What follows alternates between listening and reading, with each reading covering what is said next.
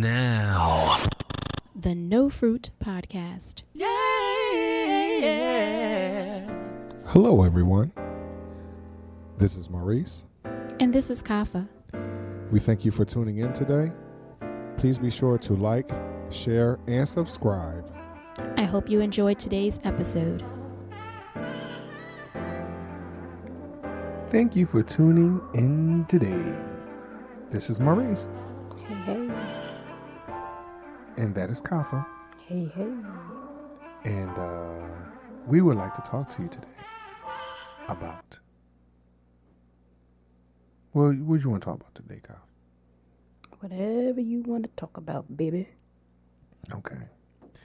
So, I don't have a whole lot to say today. So, what do y'all have to say out there? Okay. I don't hear nothing. Not right now. So, here's what we will talk about today. Mm-hmm. One of the things that we have been trying to talk to our kids about, or our children about, is determining where you're going in your life. We notice that there are certain cultures that kind of push their children in a certain direction. And at times, I felt like the way we raised our own kids was incorrect because they had a little more freedom, I guess, in choosing their own path. And so while they're in school, their path has not always been smooth. And sometimes I relate it to them not being focused 100% on where they want to go or what they want to do and who they want to be when they grow up, things like that. And I've heard way too many times where people have said, you know what, you're not going to be able to make up your mind until you get into school and all those type of things. Which on one hand, I agree with. Sometimes you don't know. You don't always know. And then something changed, right? I personally, because remember I started off by saying I looked at other cultures and how they push their children into a certain direction. But then something changed because for those of you who don't know, I did start going back to school. I am pursuing my bachelor's degree, finishing off. I have my associate's degree. As most of you know, I've done some consulting work for the last 10 years. And it's time for me to finish off some things that I had started and for me to take my business to another level. So I have going back to school at the Fox School of Business. And what I realized in going back to school on how focused these young people are, that has nothing to do with their culture, their race, ethnicity, or whatever, and how Fox has pushed them in a certain direction based off of what they're going to school for. Most of it is business oriented, but you have people that wants to be accountants, financial advisors, supply chain management, sports and tourism stuff, whatever it is, hospitality, whatever it is. Immediately, as soon as I got into their school, the first thing they had done was put me in a professional development class, which it was funny at first, but I realized how relaxed I had become in understanding my own growth, my own dreams, desires, wishes, or whatever. And so ultimately it started making me look at my children like, hey, you know what? Are y'all focused enough to compete with these other people that are the same age as you are? Are you really equipped to compete with these other people? Right. I mean, And it's something I think, as you said, I've heard others say, and sometimes it's comedians, so who knows how true it is, but hey, when they're born and they are given a name, they're also given a career. Mm-hmm. Here is my son, Maurice, whom will be a doctor. Right. Here is my daughter, Janae, whom will be a lawyer. Right. And they're all given professions that one are and linked with a decent salary. They're all given professions that require higher education. Mm-hmm. They're all given professions that can be entrepreneurial or corporate. So that's what some other cultures do, and they, there's no other thought. You have to be a doctor, lawyer type of a person. There's no other choice. And if you go against it, then you go against the family, you go against your parents, and sometimes lose that family connection because they will denounce you in some manner. Where again, here, we don't do that as much, and we did not do that with our children. Again, like you said, we kind of were free to select what you wanted to select as a vocation. My mom and my father, the same, did not say, hey, this is what you are going to be. I was able to select something on my own now. Here and there, conversations growing up, my mom wanted me to be a professional or whatever. I guess, again, so not to have some of the struggles that we went through growing up. But never was it like, oh, well, you are this. This is whom you shall be. And I'm going to call you that. And I'm, just like I call your name Maurice, I'm going to call you doctor. Right. You know what I mean? Right. This is my son Maurice, the future doctor. So can you imagine? I mean, our kids now tell us how much pressure we've put on them growing up. I can't imagine what that pressure was like if we would have said, here is my son Maurice, who is a future doctor, every time we introduce them to someone new.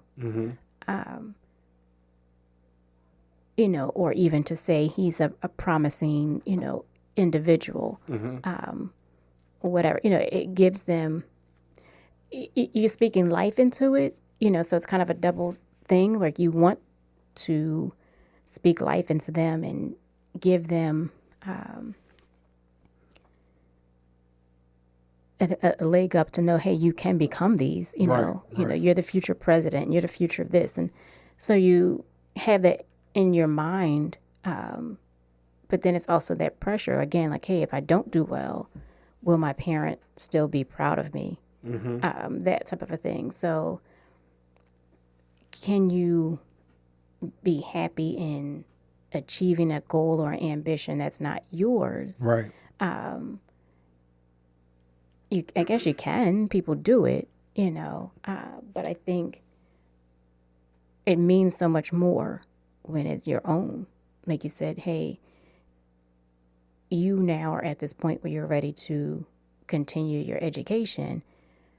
Somebody could have pushed you, years ago and said, no, keep going, keep going, keep going. Right. But what would you have learned? And I think that's my thing. It's like, hey, if you keep going and you're not absorbing it, then it's just for naught. And then, does that make things harder later on? So I think part of that, what is your goal for your family? What is the ambition for your family? And ultimately, how do you view, I guess, in some ways, your last name? So does your last name mean something?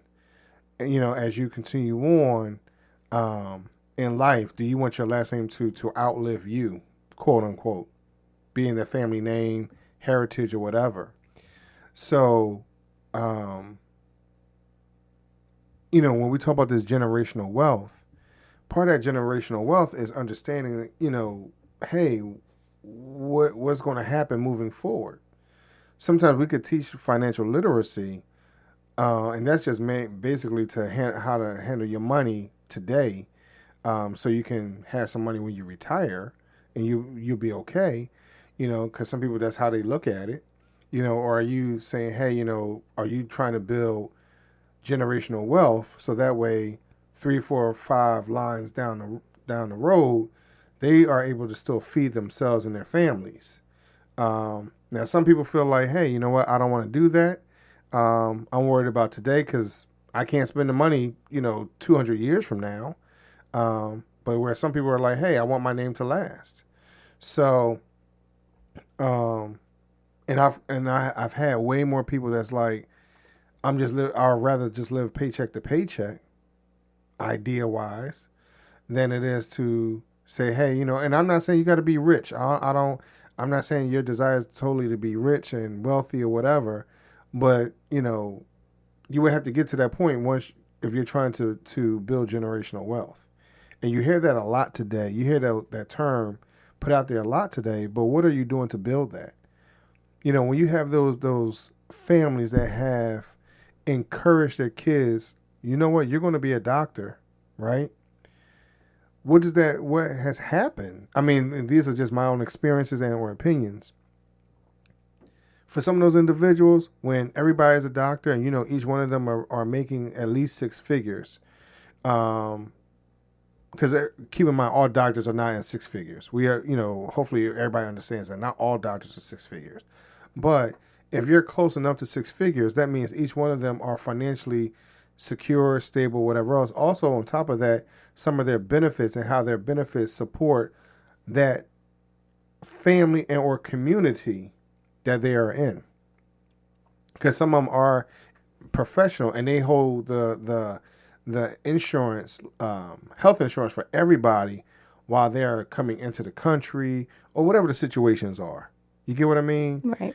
So yeah, some people are holding that type of responsibility, but what does it do? It builds up that family community that in some ways, unfortunately, us as Black people are not always pushing or supporting. A lot of us are kind of like, I got mine, you got to get your mentality. And truth be told, I mean, there's some ways that, Kav, you and I have put that in our kids, especially when they start messing up in school and things like that. It's like, look, you got to get yourself together. But then there's other ways where we're like, yo, we're here for you. We're going to support you. Mm-hmm. So we might not stay in that you got to get your mindset where you're totally by yourself. We might say it initially for the shock value. You get what I mean? And then, and then kind of like leave them alone for a second, like, oh, wow, I got to do whatever. And then we come back and be like, all right, come on, let's go. Versus dictating to them from the very beginning. So I think when it comes down to this, we talked about a couple of episodes ago about financial literacy. I think that's what it comes down to as we're looking at ambitions and goals and dreams and things like that for not just us, but our kids. Me going back to school, yes, it benefits me, but in my opinion, because of what I'm doing, it's going to affect not just myself and not just you, Kav, but everyone around us. Right. And then, all those in the future, like your children and your children's children, like it will impact all of those generationally. Right. One thing I want to say about goals, I think like financial literacy, goals and ambition is not something that's like taught in school. Right. You know what I mean? Like, right. Yeah, they expect for you to graduate and go to college or get a job, start a career, but they don't go over those goals. They don't make it a goal. I think a few teachers have, like, hey, little Johnny, like, I think one year, I forget what school it was, when that class came in, the principal had kind of said, hey, you are the graduating class of, and said the year, and made them continually say that so that there was no issue with, hey, I'm going to be done this in 4 years, or I'm going to be done this in, however many years it would take if you're in elementary school, that type of a thing. So they really, really pushed that as a goal to graduate by that year. Right. So when that group gathered, that principal would always address them as the future class of whatever. So you had that constantly, again, similar to what we just said, with, hey, this is my son Maurice, the future doctor. They always addressed that class as the graduating class of whatever year. Right. So when you consistently hear that, it kind of stays there with you. It's like you're watering that plant, that seed, for it to grow. So I think that's a good thing. But again, outside of that, I can call that to you. I can call you a future doctor. I can call you the future class of, 2099. But if I'm not telling you and helping you understand what does it take to get to that goal, what are the action steps? What are the things that you have to do to reach a goal? You don't just set a goal and that's it. And I think that's where a lot of our generation is lacking. It's like, oh, I want to learn how to drive. I want my license. And it's like, okay, what do you have to do to get there? Right. They don't know. They don't know. I want to start my own business. Okay, well, what do you have to do to do that? Right. They have no clue. They can set goals. Right. Because that's what our society puts out. Relationship goals, marriage goals, these goals. Like, there's all these goals. But nobody says what it takes to have a good marriage. Nobody says what it takes to get through college. Nobody says what it takes to get through 12 years of education. Nobody's talking about all of those steps. Even to get to college, nobody's talking about, okay, you got to put an application. You got to figure out how you're going to finance it. How are you going to get there? How are you going to get back? What more? It's just so much more to it outside of just having that goal or that ambition. So how do you set someone up when you were not put in that position yourself? I mean, because we all understand that school is not set up that way. School is really just set up for you to have a job, to be honest. So, and then with that job, what comes with that job? So some people might find something that they like. But, but you're not setting a goal to say, hey, my goal is to be the CEO of that company. No one's putting that idea out there. It's enough to, and I can't remember how the person put it the other day, and I agree with it, where school, even college, even what I'm going through right now, they are definitely setting us up to be within a business setting. Strictly right now, it might the goal is to have you in leadership and not necessarily someone that's on a lower rung, right? Okay. But it's but school is not really setting you up for you to set those real goals like that, in my opinion. Right. It's just like, hey, we're just setting here's some information. Here's the best way to memorize this information, so that way you can memorize how to do your job effectively. And again, if we want to get into be somewhat conspiracy type theorist or whatever, you want to look at, school is government funded.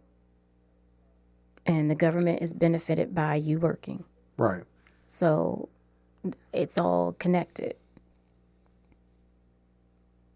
You're right. So I'm going to teach you how to, like you said, get a job, pay taxes. The taxes will pay for government. The government will put a portion back to education, which will continually teach people to get a job, pay taxes, so forth and so on. Right.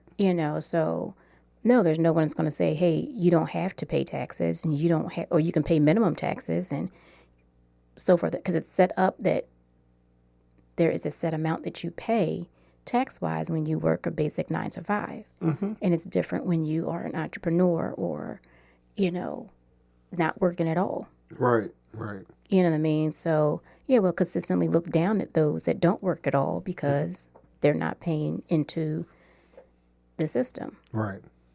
So that's what it is. So, again, I think goals and ambitions are great, but I think we need to know how to reach those. If not, then they're just goals and ambitions, and how do we ever get close to them if we don't know what steps there are to take to get there?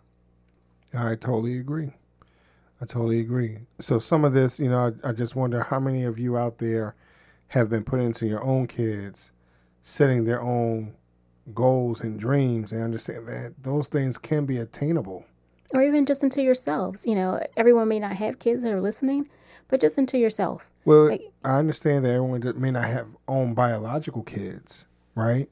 Because I'm gonna be honest with you, right? When I take a look at one of our instructors, so those of you who know, we grew up in church, right? We had a cotillion, and a fabulous, fabulous, fabulous lady by Ladiva Davis, who was our choreographer for the cotillion. She just passed away at the age of 78. Here's the reality. There are some things that she taught us, because she did not have her own kids. This is what I mean by those that may not have had their own biological kids. But she taught us and stressed to us excellence, standing upright with your shoulders back, your head up, not to slouch, like little things like that. I remind myself about that today. So that's what I mean by, everyone may not have their own biological kid. So I just want people to understand what I meant by that. But Kaf, I also agree with you that, some of this needs to go for the individual too. Right, because like you said, how do you teach somebody else how to do it if you haven't done it yourself? Right. So I think having your own experience helps you to be a better teacher. Mm-hmm. Because you can teach and you can talk from your own know-how. Whether you went through it and you did it wrong, right, or you went through it and you passed with flying colors, or whatever. So I think, definitely start with yourself. Mm-hmm. If you want to talk about goals and ambitions, like, that's a goal right there. I'm going to start talking to myself about goals. Right. I'm going to figure out a goal, and I'm going to figure out steps to reach that goal. Hey, whether it's eating better, whether it's exercising, whether it's talking to family members, whatever that is, whether it's going back to school, whether it's, driving under the speed limit, whatever your goal is. Right. But what steps do you take to do that? So. And so for those of you out there, before we sign off, if you need something to help you with that, and just to kind of write your ideas out there, be sure you could buy my book, Well, Why Not? Now on Amazon. It helps you with your goals, your dreams, your pain points, and what happens after that is for you to document your journey to get into that point. So, you can support the channel by purchasing that book today on Amazon. But Kaf, one other thing I want to say before we sign off. In the very beginning of this episode, when I said, "Hey, what should we talk about?" and we had that moment of silence, right? I think that's what happens when we have this type of conversation. People now don't know where to begin. You get what I mean? Mm-hmm. People don't know what it means to have goals, which is what you're talking about, right? Yes.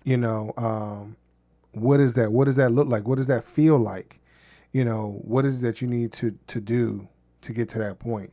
And a lot of it is because we're not taught that from at a young age. Right.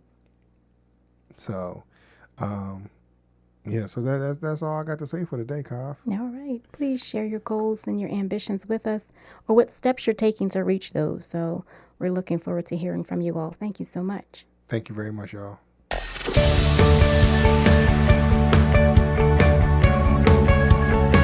This week's episode has come to an end, but the fun doesn't have to stop here. If you have any questions, suggestions, or feedback, head over right now to Twitter and Facebook and like, share, and get involved. Join us next time.